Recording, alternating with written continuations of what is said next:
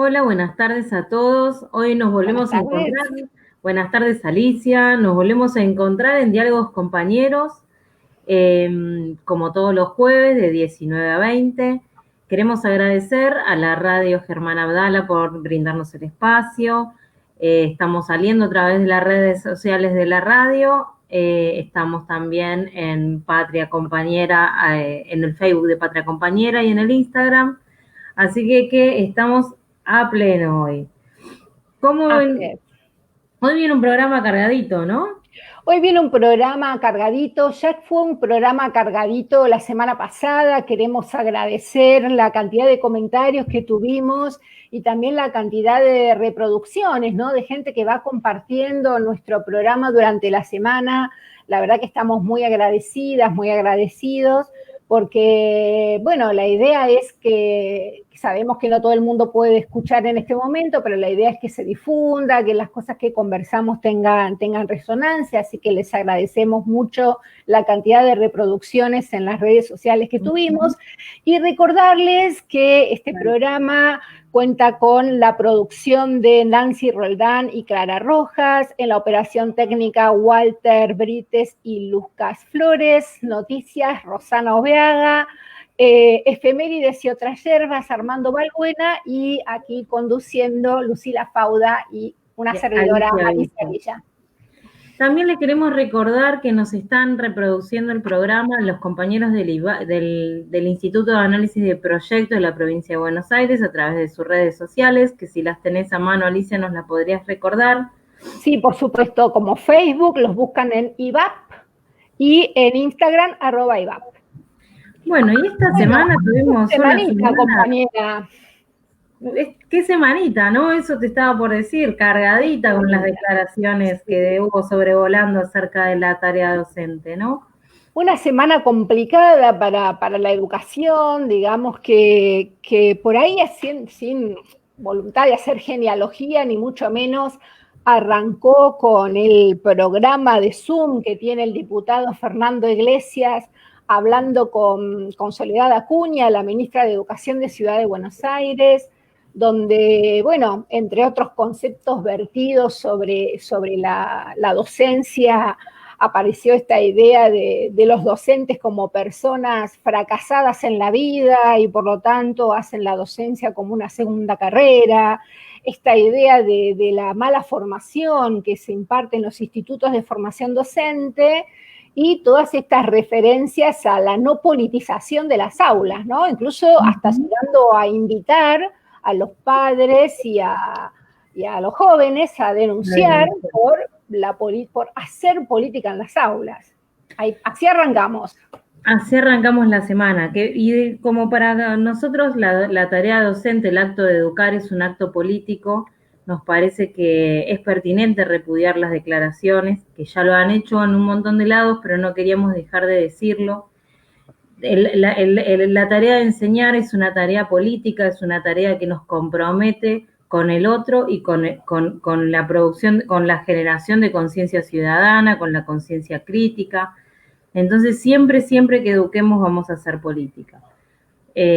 También nos pareció como una actitud de querer desprestigiar la profesión, diciendo que todos los docentes son grandes, que la formación docente no es buena. Bueno, un montón de cosas que ya son de público conocimiento.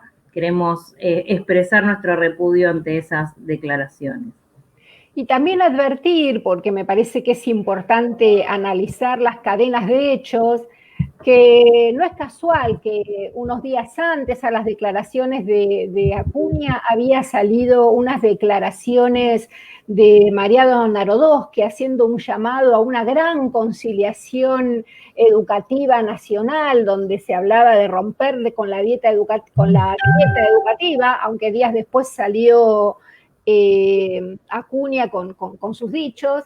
También hay que prestar atención a la arremetida que hace Finocchiaro, ¿no? El ex ministro de Educación, el ministro del macrismo, también hablando no tanto en el sentido de lo de Acuña, pero sí acusando directamente a la CETERA como la responsable de que no se inician las clases, directamente diciendo no inician las clases porque es un capricho de Baradel.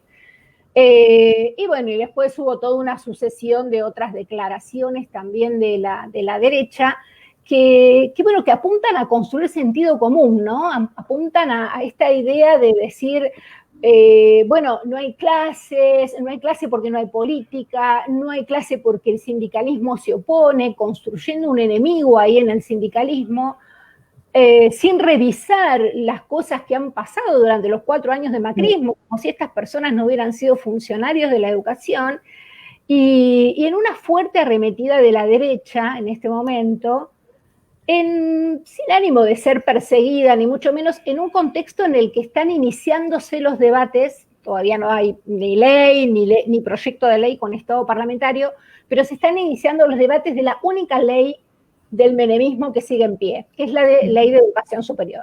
Entonces, la verdad que todo esto creo que no es para salir a contestar, ni para que nos marquen la agenda a la derecha, pero creo que tenemos que estar muy atentas, muy atentos a todo esto que está pasando en este momento, que estamos escuchando en este momento. Sí.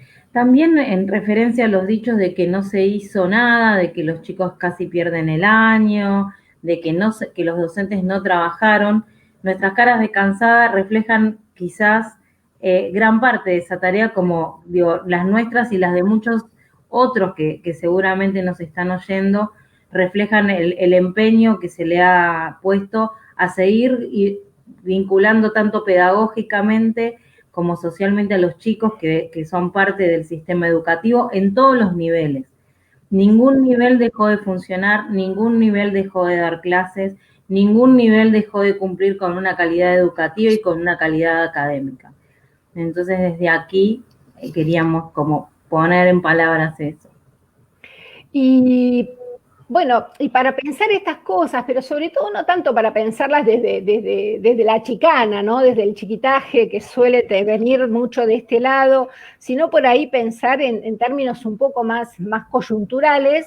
En este programa en particular nos va a acompañar Adriana Puigros, a la que seguramente la vamos a invitar a hablar sobre este tema, pero por ahí nos interesa hablar con ella algunas cosas un poco más de rumbo educativo, más de dónde estamos y hacia dónde vamos, ¿no? Volar un poquito por arriba de los problemas coyunturales, como lo hicimos en su momento con Sofía, lo hicimos con Graciela, ¿no? O sea, plantear, ir un poquito más de la coyuntura, aunque por supuesto merecía que la mencionemos y sobre todo, como decía Lucila, que repudiemos los dichos, ¿no? Sobre esto. Sí, termina, Alicia, perdón. Sí, no, solamente quería plantear por qué sería interesante ubicarnos en este momento en algunas cuestiones sobre procesos más estructurales o más a largo plazo de lo educativo. Digamos, por un lado, porque sabemos que nuestro sistema educativo es un sistema educativo desigual, es un sistema que genera además desigualdades, pero que esas desigualdades son persistentes, no es que aparecen y se van, son desigualdades persistentes, que ya están instaladas dentro del sistema educativo. Y por ahí, sí. Sí. Y por ahí para tomar algún indicador, para darnos una idea de esas desigualdades, yo pensaba tomar uno, por ejemplo, que podría ser cualquier otro, pero tomar la tasa de alfabetización, por ejemplo, ¿no? Argentina es uno de los países de América Latina que menos analfabetismo tiene. En el censo 2010 se detecta que el 1,9% de la población dice o se reconoce analfabeta. Ese es otro tema, ¿no? Reconocerse, autorreconocerse como una persona que no sabe leer y escribir. Los censos no son sensibles a esos datos cualitativos, pero bueno, el 1,9% de la población se considera analfabeta. Uno puede decir, comparando con América Latina, eso es bajo, pero si nosotros comparamos ese dato al interior del país, ahí vemos lo profundamente desigual. Porque mientras ese número, ese porcentaje de analfabetismo es del 0,5% en La Cava, que es la ciudad más rica de todo el país, en el Chaco es el 5,5%, ¿no? Y estamos hablando del censo 2010. Nosotros tenemos algunos datos que son de la encuesta permanente de hogares del año 2018, por ejemplo, que ya están ubicando ese porcentaje del 1,9 en el 3,3. Entonces, ¿qué pasó? Y sin duda la falta de políticas públicas que se dio durante toda la época macrista repercutió mucho en los territorios y en el interior del país principalmente, en lo que respecta a cuestiones educativas.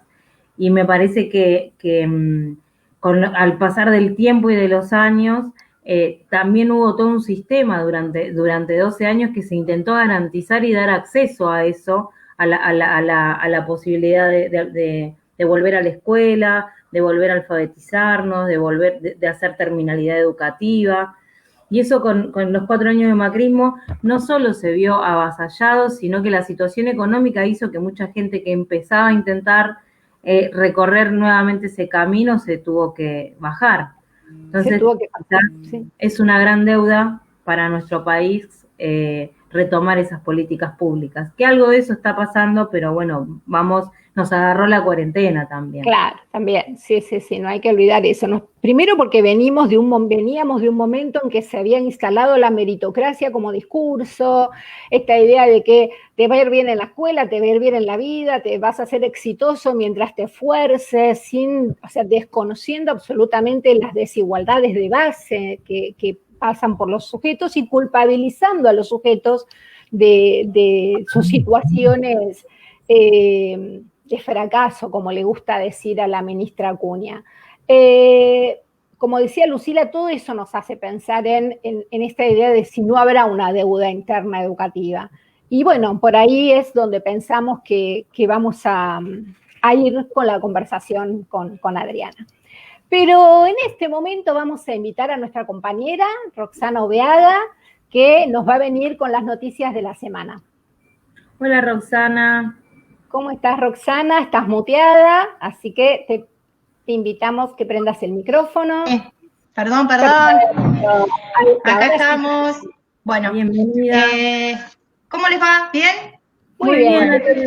Tenemos noticias y renoticias, diríamos. Sí, hay un montón, pero bueno, nosotros siempre elegimos las que más nos interesan y yo voy a arrancar por una noticia que es muy linda y que es que comenzó la Expo Virtual de Oficios, que es una muestra educativa de la Escuela Universitaria de Oficios. Comenzó el 16 de noviembre y va a estar abierta para que todos lo puedan visitar en las plataformas virtuales hasta el 27 de noviembre. Se lo recomendamos porque es una muestra que nos muestra todas las experiencias educativas que han tenido las y los estudiantes en sus trayectorias durante todo este ciclo lectivo, ¿no? Y sí, son muy lindos los testimonios que hay porque están todos los videitos, las fotos, todo está elaborado por los propios protagonistas, ¿no? Así es. ¿De dónde es la Escuela de Oficios, Ro? Es la Escuela Universitaria de Oficios, la Escuela de Oficios de la Universidad Nacional de La Plata. De La Plata, sí. Que la pueden seguir por las redes sociales de Instagram y Facebook de la Escuela de Oficios. Claro, las plataformas de Facebook, Escuela Universitaria de Oficios, y EUO, UNLP, es el Instagram, para que todos puedan entrar a visitarlos. Bueno, la segunda noticia tiene que ver con la señora Acuña, que bueno, ya ustedes han mencionado sobre sus dichos, y ella sigue sumando numerosos repudios, ¿no? En este caso, la UTE, la Unión de Trabajadores de la Educación, presentó una denuncia formal ante el INADI por las declaraciones discriminatorias. Y Sonia Aleso, la secretaria general de CETERA, las ratificó y además también van a presentar una denuncia ante la Organización Internacional del Trabajo. Porque, bueno, Sonia Aleso declaró que Soledad Acuña expresa una visión prejuiciosa, clasista, ofensiva sobre todos los docentes. Después tenemos Las compañeras de ATECH, no sé si recuerdan que el jueves pasado nosotros estuvimos visibilizando la lucha de ellas y bueno, comprometiéndonos a apoyarlas desde nuestro espacio. Y Para un paréntesis, Roxana, para la audiencia sí, que no nos escuchó, ATECH es el gremio de gente de la provincia del Chubut. En la provincia del Chubut están con un conflicto salarial que hace más de 3 meses que no cobran sus sueldos, van debiendo aparte la provincia distintos pagos del aguinaldo y de vacaciones, hay todo un cobro escalonado, hay todo un problema muy grave salarial y a eso se suma la posibilidad que les acaba de dar el gobernador de la explotación minera, entonces el conflicto en Chubut está bastante complejo.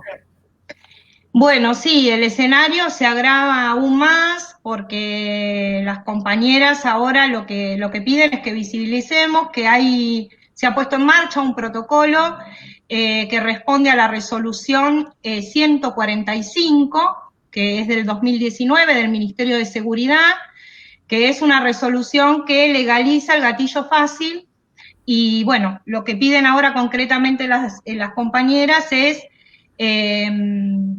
que la derogación de esta resolución, el desprocesamiento de 15 compañeros docentes que están citados por la justicia federal para defender los derechos de los trabajadores y que no se criminalice la protesta social. Así que bueno, espero que las cosas vayan mejorando.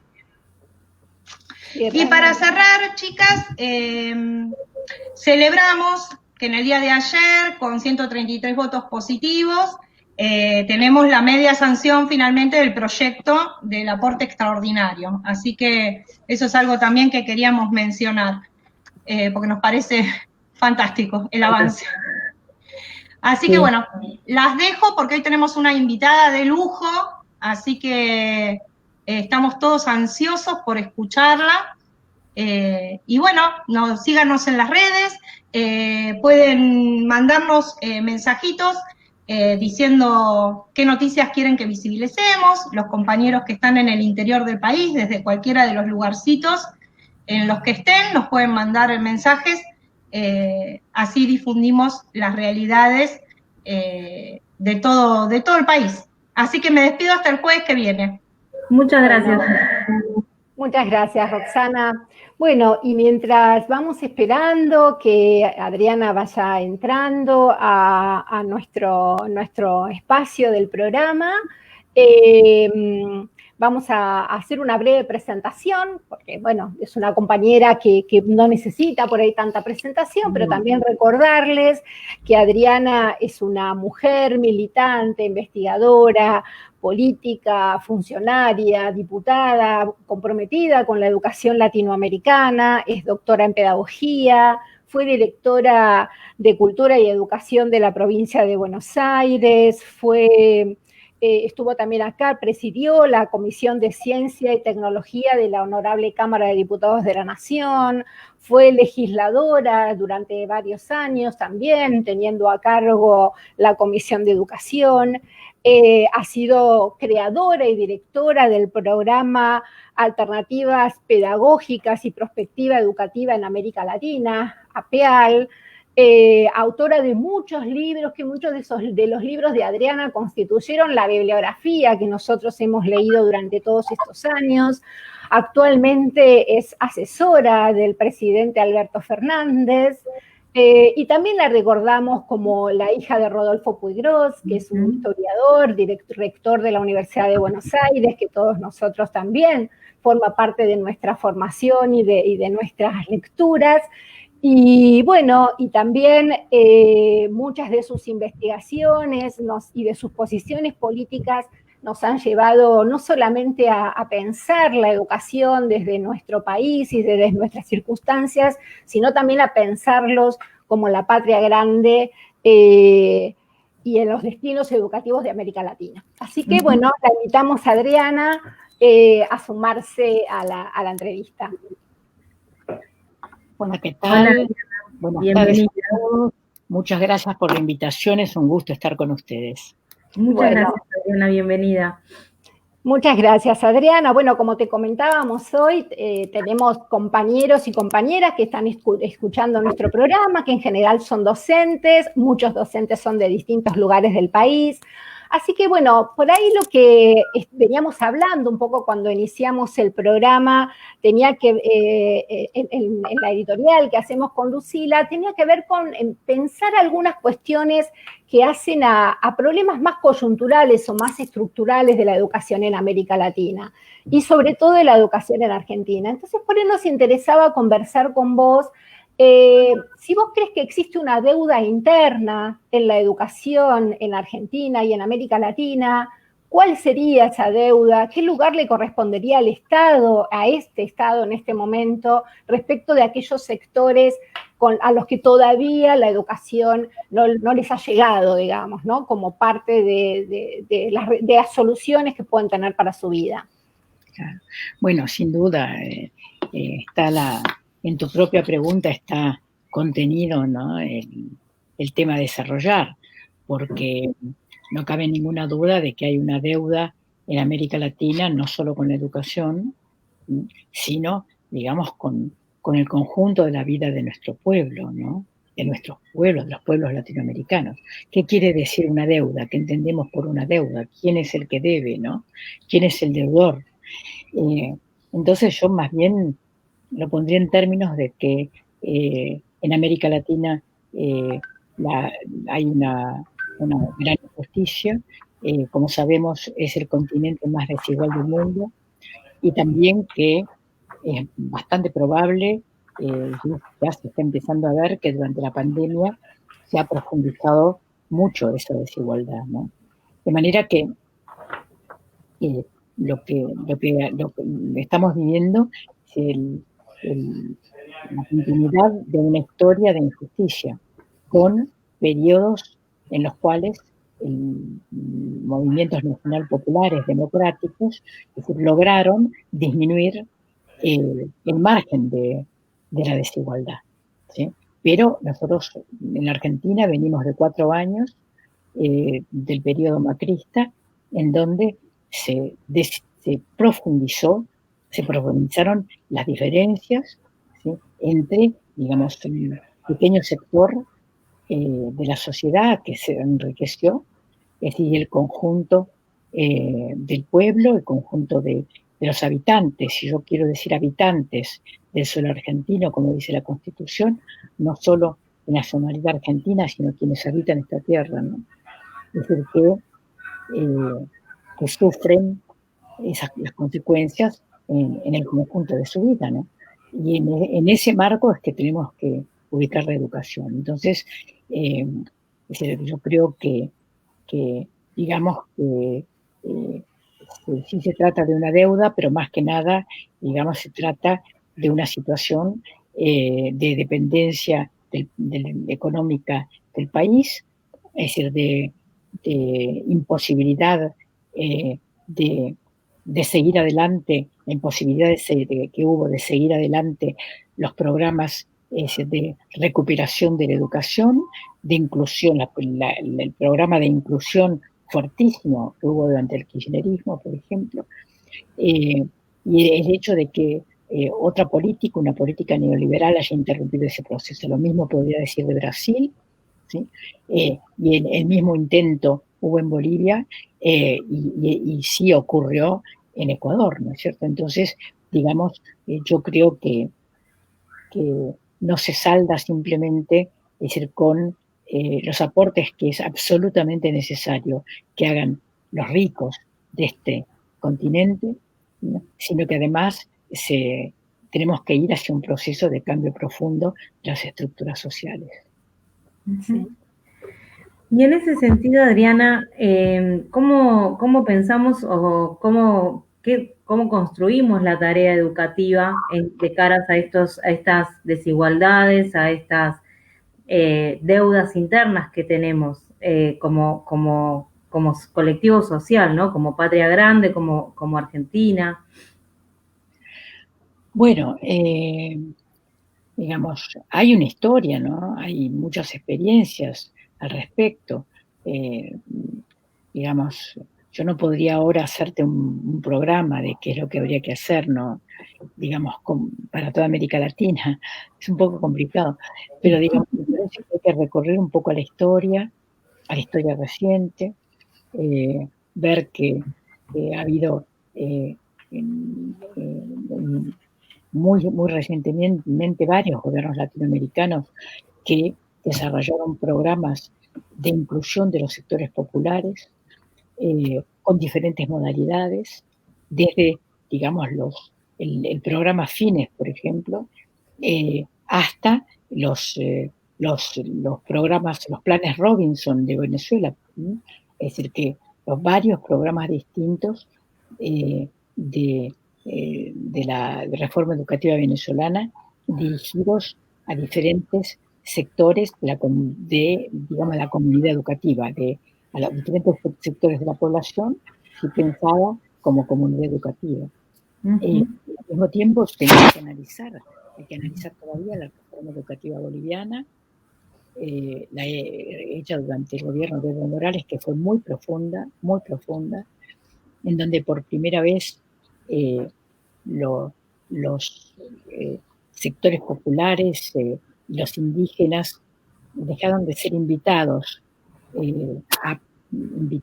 y alguna vez fueron como invitados de piedra al discurso pedagógico oficial para pasar a constituir este discurso pedagógico, ¿no? Es decir, en Bolivia el tema de incluir o de dar participación a los sectores populares es un viejo tema, sobre todo, digamos, a los indígenas, que son un 80% de la población, a sus culturas. Ha sido un tema, digamos, que fue tomado en general, hasta, yo diría, el gobierno de Evo, antes del gobierno de Evo, siempre fue tomado, aún por los gobiernos de un tono relativamente democrático, como, digamos, algo que se sumaría a la instrucción pública y la educación oficial. Mientras que me parece que lo que hace el gobierno de Evo es dar vuelta a esto y poner como centro, poner como eje del discurso pedagógico de la educación pública, precisamente, ¿sí? Es decir, las culturas indígenas, es decir, de esta nación pluricultural, ¿no? Me parece que hay que estudiarlo profundamente. Y estoy dando esos ejemplos, es decir, pero digamos, podemos ir a México, podemos ir a Ecuador, es decir, podemos ir a buscar en la historia de Chile, es decir, podemos buscar en la historia reciente del Uruguay, es decir, muchos ejemplos, ¿no?, de políticas que se han llevado a cabo. O sea, en Brasil, sin duda, políticas llevadas adelante en los municipios del PT mucho antes de que asumiera Lula la presidencia. Es decir, que se desarrollaron no simplemente experiencias, sino políticas, ¿sí?, políticas de educación popular de un enorme valor, y que fueron después la base de la política de Estado, por la cual varios millones de analfabetos, ¿sí?, fueron incorporados, y creció muchísimo el sistema escolar brasilero, que era un sistema muy disperso, un sistema que se organizó muy tardíamente comparado con otros de América Latina. Bien. Y en tu larga trayectoria como investigadora, Adriana, y una de las cosas que siempre ha iluminado mucho la manera de pensar América Latina, que tienen que ver con las investigaciones del proyecto APEAL, y esta idea de poder entender el concepto de alternativas pedagógicas y poder rescatar de los resquicios de la historia de la educación experiencias que por ahí no son las hegemónicas, pero que han tenido mucho que ver con la educación del pueblo. ¿Vos crees que el rescate de esas experiencias, el reconocimiento, la visibilidad muchas veces influyó de alguna manera en las políticas educativas de América Latina, al menos en esa maravillosa década en la que teníamos a Néstor de un lado, a Pepe del otro, al comandante Chávez, digamos, esta década de no al ALCA que tuvimos aquí en la región? Bueno, a ver, una cosa es el rescate de las experiencias y otra cosa son las experiencias. ¿sí? Sí. O sea, sin duda hay, digamos, una continuidad. Fíjate, en el proyecto de Alternativas Pedagógicas y Perspectiva Educativa en América Latina, el proyecto APEAL, hace muchos años en México, elaboramos una categoría que era trascendencia, porque empezamos a encontrar restos de experiencias, de políticas educativas realizadas en un país en una década, en otro país en otra década, ¿no? Por ejemplo, habíamos encontrado, es decir, cómo en Bolivia si se rescata la experiencia mexicana del gobierno de Lázaro Cárdenas, ¿sí? Que es una de las experiencias más importantes que hubo en América Latina de educación popular, ¿no? Y lo vemos rescatar en la experiencia de Guarizata en Bolivia. Entonces, una década después, o años después. Entonces, como teníamos varios ejemplos como estos, dijimos, bueno, cuando analizamos las experiencias, porque es tradición del proyecto APEAL que en varios países, ahora están 5 países, que muchos grupos que están haciendo experiencias, que hacen algo nuevo, vengan y nos digan, miren, esto es lo que estamos haciendo, es decir, guárdenlo en la memoria, ¿no? Ténganlo en la memoria, para que no se pierda mi experiencia, ¿no? Entonces, bueno, por eso es que tenemos un banco de experiencias muy interesante. Ahora, eso es una cosa. La otra cosa es lo que decía antes, que es que uno, si analiza la historia, encuentra rastros de otras experiencias. Sin duda, la DINEA, la Dirección Nacional de Educación de Adultos, de la Argentina, que realizó un trabajo, un programa maravilloso en el 73 y 74, ¿sí? Sin duda dio la base para gran parte del trabajo que se hizo con adultos y con jóvenes adultos en la década kirchnerista. Claro. Entonces, digamos, yo quiero destacar mucho esto. Fíjense, hace 2 o 3 días en una teleconferencia alguien ponía todo el tiempo, intervenía poniendo una frase que era, no ha habido historia, no ha habido historia. Hace 200 años que la educación no cambió. Y yo intervine. Justo a vos. Al contrario, rescatemos la historia. O sea, negar la historia es una postura absolutamente neoliberal, ¿sí? Claro. Es decir, acá la historia empieza conmigo, yo soy el emprendedor, soy el máximo de los emprendeduristas, ¿sí? Es decir, la sociedad no existe y yo soy como Bill Gates, empiezo de la nada, o como John Ford, empiezo de la nada, ¿sí? Y llego a transformar no mi realidad, porque lo que me importa es mi realidad, ¿no? Claro. Y cualquiera puede hacerlo. Desde esa idea no hay historia. Ahora, si no tenemos esa idea, si pensamos, ¿sí?, que el trabajo es colectivo y que la educación, como la política, ¿sí?, es decir, no se desarrollan en soledad, sino que son vínculos, son vínculos sociales, son vínculos. Entonces, tenemos que pensar de dónde venimos, ¿no? O sea, cuál es nuestra historia. Y a qué historia nos adscribimos. Yo leía hoy el mensaje de un chico, que decía, que le respondía, ¿no?, a la discusión de estos 2 últimos días, con respecto a dichos de la ministra de la Ciudad de Buenos Aires, ¿no? Y también a esa cosa permanente que viene de los sectores conservadores, arcaicos de esta sociedad, cuando dicen la política está metida en los libros de texto, están politizando, etcétera, mientras ellos politizan, ¿no? Y entonces, el tuit de este chico decía, yo estoy enojado porque durante toda mi escuela secundaria me hicieron leer la historia de Mitre. Entonces, y uno tendría que decir, bueno, a ver, hay una historia y otra historia, hay que conocer toda la historia. Después, ver a qué historia,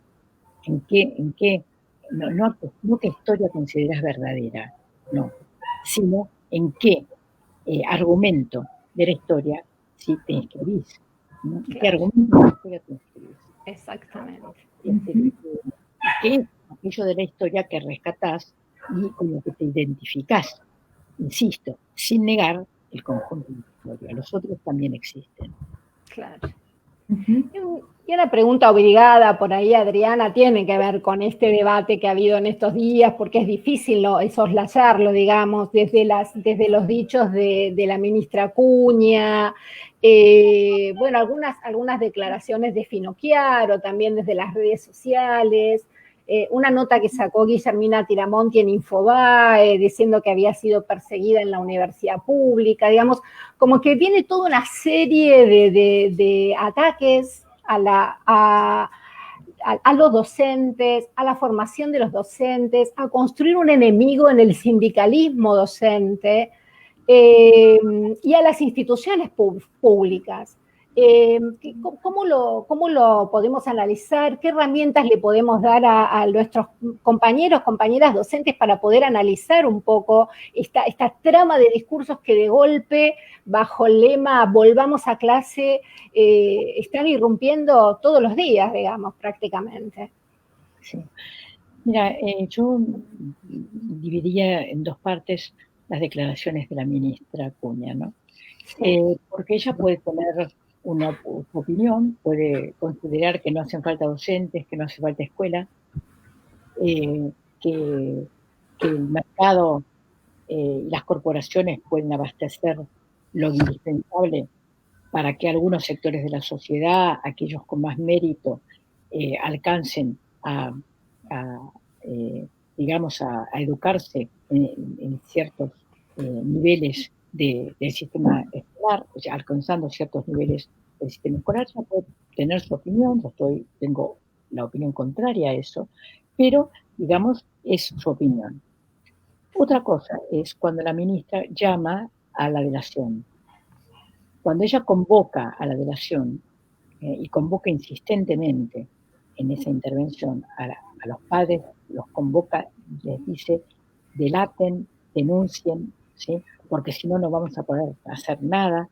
Ahí ya estamos en otro registro. Claro. Porque ahí estamos en el registro de la dictadura. Y en este país, hace 40 años, que la sociedad decidió que eso se acabó. Y eso se acabó. Que el denunciar al otro, ¿sí? Es decir, que el plantear mi existencia, ¿sí? Solo es posible si desaparece el otro. Eso la sociedad argentina dijo, basta. Nunca más. Entonces, ahí la ministra salta a otro registro, ¿no? Ese registro no tiene posibilidades de discutirse. Acá sigue habiendo juicios a los represores. La Argentina es un país que sigue haciendo juicios a quienes tuvieron ese tipo de pensamiento en la década de la dictadura militar. Por lo tanto, esto ni siquiera es materia de discusión. Ahora, el otro aspecto que es que la ministra acusa a los docentes, que los considera, bueno, pobres, los desprecia por pobres, por viejos, etc. Por fracasados. Por fracasados, mal educados, etc. Ahí yo más bien creo que está equivocada, y se lo discuto desde otro punto de vista. Diría, ministra, infórmese sobre cuál es la media de edad de los docentes, infórmese sobre qué es lo que se aprende en los institutos de formación docente, ¿sí? Recorra las escuelas a ver cómo están enseñando a los docentes, a ver qué hace un docente con 40 chicos cuando cierra la puerta del aula. Recorra escuelas de su ciudad, ¿no? Que se converse con los docentes. Vamos a ver quién es más culto. Yo haría, creo, en un concurso, no sé quién gana. Entonces, realmente, en ese sentido, me parece que la ministra debería informarse. En todo caso, se lo discutimos con información. Y por otra parte, una tercera cuestión es el ataque al sindicalismo. Porque no es solo un ataque al sindicalismo docente, es un ataque al sindicalismo en general. Y eso, digamos, no, si bien, digamos, creo que lo que hubo fue una irrupción de todo lo que realmente piensa la ministra, ¿no? Que de ninguna manera esto fue algo preparado e impostado. No, yo creo que es realmente lo que piensa. Creo que respecto al sindicalismo se suma una estrategia, ¿sí? Una estrategia de ataque a las organizaciones sindicales que es coherente con la idea de la contratación individual y fuera de convenio de los docentes que propicia este gobierno, ¿no? Y las fundaciones con las cuales este gobierno de la Ciudad de Buenos Aires está profundamente vinculado. Claro. Sí. Sí.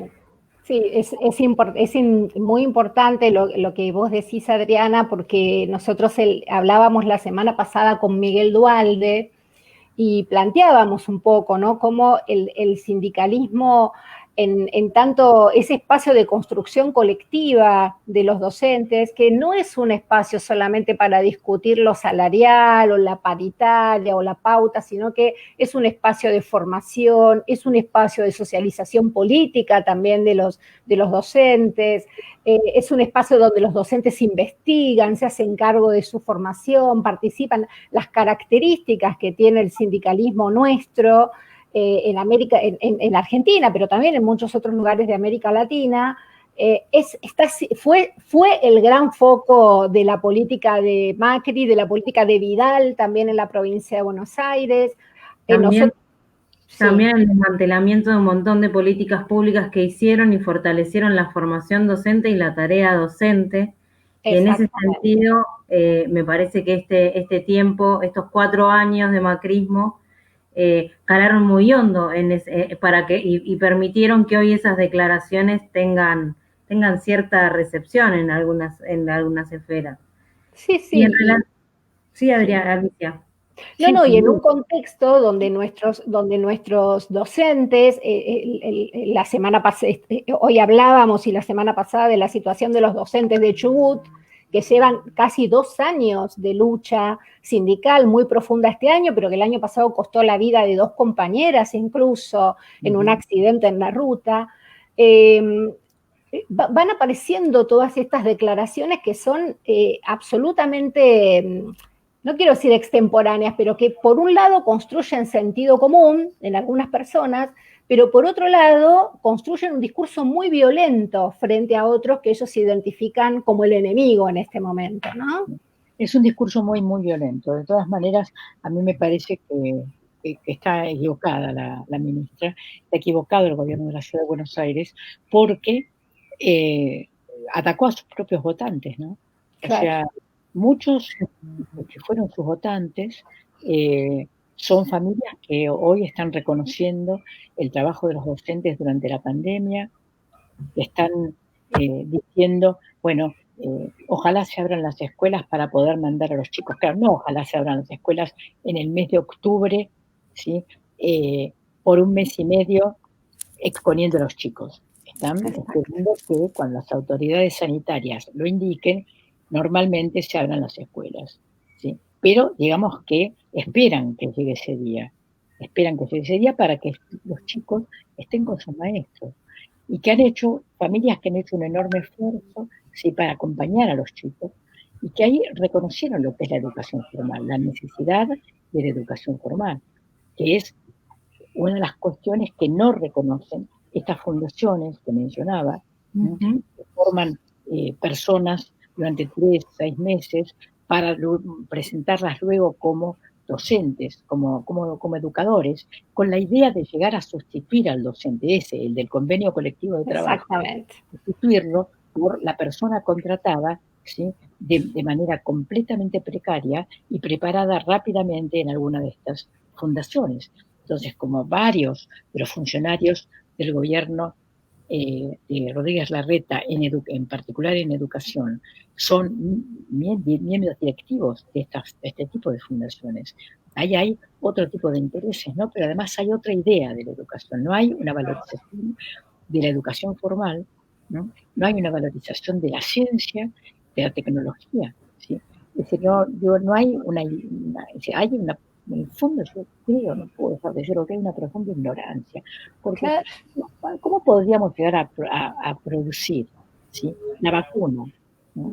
Es decir, ¿cómo iba a participar la Argentina junto con México, junto con el laboratorio, junto con la Universidad de Oxford, con el laboratorio que participa también, ¿sí? ¿Cómo podría llegar a ese punto? ¿O cómo podría, ¿no?, es decir, lanzar un satélite que provee de servicios a toda América Latina o a casi toda América Latina, si detrás una educación formal, si no hay detrás, ¿sí?, mucha gente que concurre a la educación pública y también a la educación privada, ¿no?, en menor escala, pero también hay muchas pymes, en educación privada hay muchas pymes. Si no está solamente el colegio, el Carnegie Newman, hay un montón de pymes. Sí. Y también está la educación social, ¿sí? Sí. Los baches.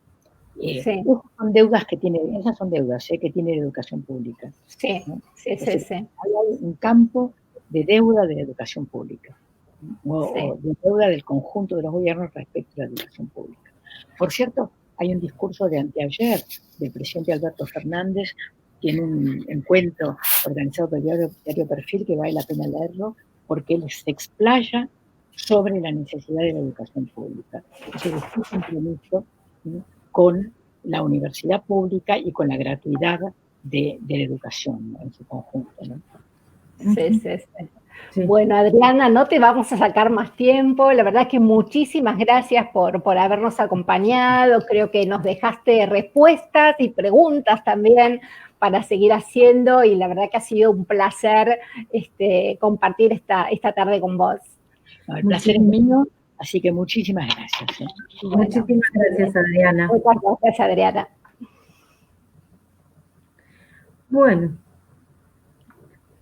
Bueno, como siempre, Adriana Claro, un placer escucharla. No solamente te responde lo que le preguntamos, sino que te habla un montón de cosas, tiene como esa generosidad de ir tirándote información para que sigas leyendo, para que sigas buscando. La verdad que fue un placer escucharla y escucharla desde sus análisis más estructurales, desde sus análisis más coyunturales, desde sus análisis del presente. Un lujazo, la verdad. Un lujo. Aparte creo que nos recorrió toda América Latina en 5 minutos con esto del rescate de las experiencias y de investigar para seguir mejorando nuestra calidad educativa. Me parece que es fundamental. Siempre como con un panorama tan amplio, así que es súper interesante. Sí. Súper interesante. Bueno, nos tocan las efemérides, porque hay que seguir con el programa. Nos toca esa parte. Así que vamos a invitar a Armando a ver qué nos trae hoy. Hola, ¿cómo les va? Hola, Armando, bienvenido, ¿cómo estás? Bueno, igualmente, gracias. Muy bien. Y bueno, tenemos el placer de escucharla, Adriana, que es un faro en educación, ¿no es cierto? Y también, bueno, es oportuno, como efemérides de lo que estamos hablando, recordar que un 19 de noviembre de 1906 nació su padre, ¿sí?, Rodolfo Puigros, que fue un pensador y un intelectual brillante de la década del siglo XX, digamos, ¿sí? Militante, además, en principio militante de la izquierda y después sumado al peronismo, digamos, a sus facetas más progresistas, como se llaman ahora, o más revolucionarias, como se llamaban en aquel entonces, ¿verdad? Yo siempre tengo presente lo que fueron los libros de él, fundamentalmente Historia Crítica de los Partidos Políticos de la Argentina, ¿no? Todavía los debo tener por ahí, seguro. Y era un material de consulta casi obligado en aquella época cuando éramos tan jóvenes. Pero bueno, también es cierto que las pasó bastante feas. Él dio clases en casi todas las universidades de Latinoamérica, en Francia, en la Sorbona. Cuando se exilió en México, fue profesor y también ocupó cargos importantes en la Universidad de México, y de hecho hoy su bibliografía sigue siendo de lectura obligatoria en las carreras relacionadas al ámbito de la sociedad y lo político en la Universidad Autónoma de México. ¿sí? Y él, recordemos también que fue rector de la UBA cuando asumió Héctor Cámpora la presidencia en el año 73. Luego fue amenazado por la AAA y ahí fue donde se exilió en México, él y sus hijos, su hija, mejor dicho, Adriana, porque su hijo Sergio se quedó y luego fue uno más de los desaparecidos de la dictadura, ¿sí? Él decía claramente en alguno de sus escritos que la ideología revolucionaria tenía que adueñarse de las masas trabajadoras y hacerlas partícipe, digamos, y protagonistas de las transformaciones sociales. Porque el colonialismo ideológico, decía, siempre acompaña al colonialismo económico. Y la liberación económica no es posible. La liberación económica no es posible sin la liberación ideológica. Todo un cuadro que nos dejó, por supuesto, a otro cuadro en el ámbito pedagógico como es Adriana, por supuesto. Bueno, ¿cómo están ustedes? ¿Bien? Muy bien. Muy bien. Bueno, muy se bien, las ve muy bien. Bueno. Otro tema para resaltar hoy, que hoy precisamente hace años del fallecimiento de Saúl Ubaldini. Otro referente del sindicalismo combativo de la dictadura y después del alfonsinismo, ¿no? Pero fue fundamental porque fue en su momento la CGT que él, la parte de la CGT que él dirigía, la CGT Brasil, fue el que le hizo el primer paro a la dictadura de los años 80, ¿no? Uh-huh. Y también, bueno, siempre él tenía un concepto bastante parecido a esto que acabamos de mencionar, porque él decía que no había ningún punto de contacto entre el pueblo y el poder de las multinacionales y de sus gerentes locales. Era su caballito de batalla. Así es con don Saúl. Y otro tema, bueno, tuvimos el martes 17 de noviembre pasado, que recordado como el Día del Militante, y también recordado para nosotros porque en ese momento, en este reciente martes, se votaron en el Congreso algunas leyes fundamentales que impulsa este gobierno, como es la ley del aporte solidario a los que más tienen, ¿sí? Y la ley, bueno, de limitar la venta de los campos que han sufrido incendios, por un lado, y el otro tema también muy trajinado, por cierto, es el tema de la interrupción voluntaria del embarazo, ¿sí?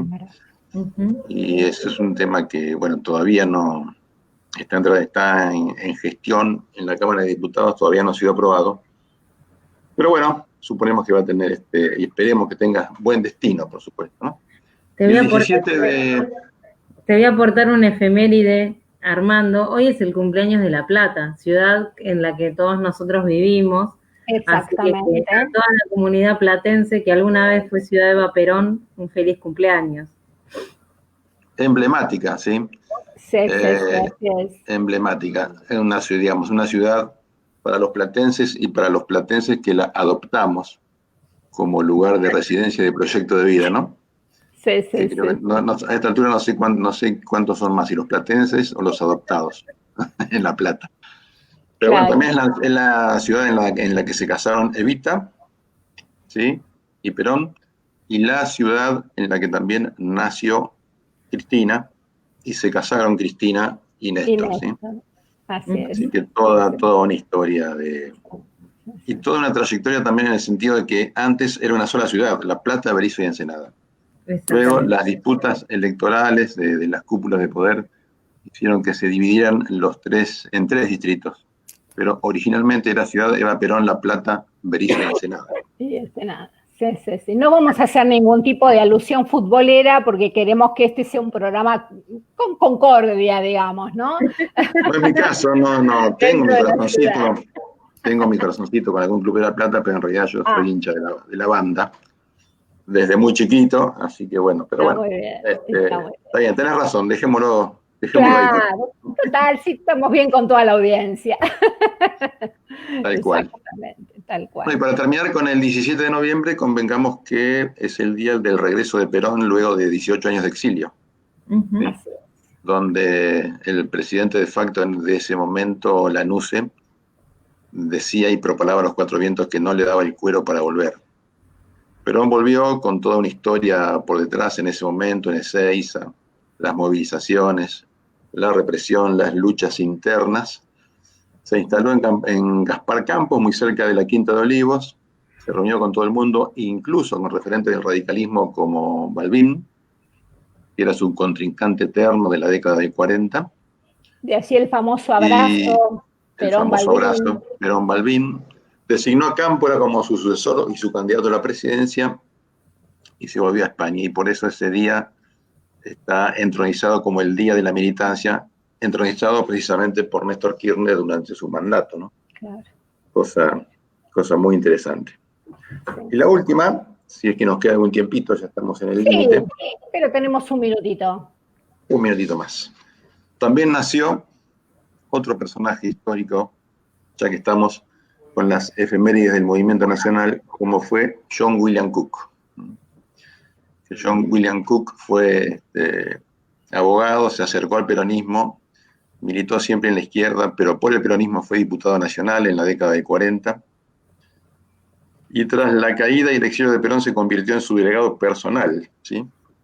Y fue un militante de barricada y un militante de base muy intenso y muy capaz, y muy reconocido además, a pesar de que muchos no comulgaban con sus ideas dentro del propio movimiento, fue muy reconocido por su entrega y por su lealtad y su generosidad. Fue también famoso porque estuvo preso, ¿sí? Por la dictadura en la cárcel de Río Gallegos en aquella época junto a Héctor Cámpora y Jorge Antonio. Y protagonizó una fuga cinematográfica. Sí, espectacular, sí. Se escaparon 5 de la cárcel de Río Gallegos en un autito a Chile. Yo no me imagino, algún día alguien tendría que hacer una película con los diálogos de que fueron de esa fuga en ese autito a Chile por el medio de la Patagonia entre todos esos personajes, ¿no? Realmente debe haber sido desopilante y muy nutritivo, y muy nutritivo, por cierto. Pero bueno, después fue el... Sí, decime. Sí, si me permitís, Armando, hay una recomendación de un libro muy interesante que me gustaría hacer, que es el libro Locas de Attar, que es de María Seoane, que ella analiza la vida de Alicia Guren y Piril Lugones. Alicia Guren fue la mujer de John William Cook, y es muy interesante analizar a partir de los ojos de María Seoane en ese libro ese lugar particular que ocuparon las mujeres en la militancia, mujeres que no solamente eran las compañeras de John William o de quien fuera, sino que mujeres que fueron a Cuba, que también recibieron entrenamiento militar. ¿No? Es un libro muy interesante porque nos acerca a la vida de John William Cook, pero sobre todo a la vida de su compañera, que fue una gran militante política y que aún con su marido preso, ella tuvo mucho que ver con la organización del peronismo de las bases en esa época. Totalmente, sí. Y luego, bueno, Cook escribió y publicó muchos libros, apuntes para la militancia, y las cartas de Cook a Perón y de Perón a Cook, que fueron, digamos, toda una enciclopedia de política internacional y de militancia. Así que bueno, también vale la pena recordar que no hace muchos años, creo que fue en los años 2014, 2013 o 2014, se cumplió con uno de los deseos de Cook, que fue que sus cenizas fuesen tiradas, digamos, o depositadas en el Río de la Plata, esparcidas en el Río de la Plata, acá me agrega Walter, con mucho tino. Y estuvimos ahí, fuimos en ese momento a participar de esa caravana, encabezada por varios referentes, y entre ellos Gabriel Mariotto, que era en ese momento vicegobernador de la provincia de Buenos Aires. Sí. John William Cook, egresado, igual que Rodolfo Walsh, egresados del Colegio Nacional de La Plata, también. Exacto, totalmente. Miren si tenemos historia en los platenses para recordar en el día del aniversario de La Plata, ¿no? Exactamente. Bueno, Armando, 1.000.000 de gracias por todos tus aportes del día. Nos toca ir despidiéndonos de la audiencia y cerrando el programa. Hasta pronto y hasta la próxima semana, dale. Hasta la semana que viene. Muy bien. Un gran saludo.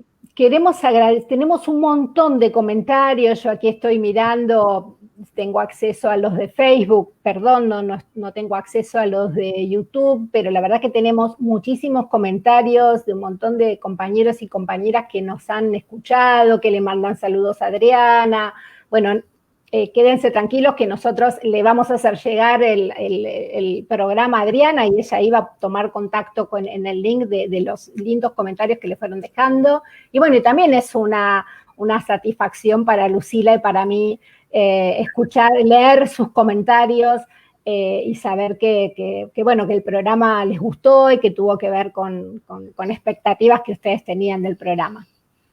Bueno, entonces nos vamos a encontrar la semana que viene, el jueves que viene, a las 19 horas, con un nuevo entrevistado, que esta vez viene de sorpresa.